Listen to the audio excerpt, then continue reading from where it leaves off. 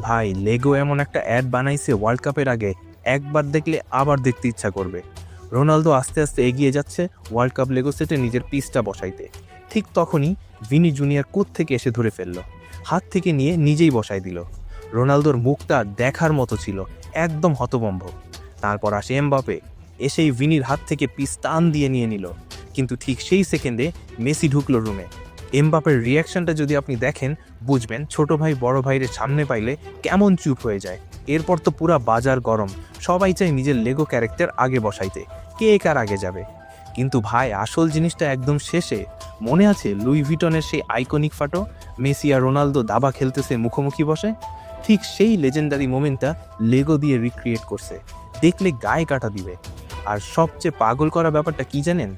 Ronaldo, Vini আর Mbappe তিনজনেই একসাথে collab করে এই অ্যাড পোস্ট করছে নিজেদের অ্যাকাউন্ট থেকে। ফুটবলের সবচেয়ে বড় রাইভালরা যখন একটা লেগো অ্যাডে হাসি মুখে একসাথে আসে, তখন বুঝবেন ওয়ার্ল্ড কাপের ম্যাজিকটা আসলে কতটা বড়।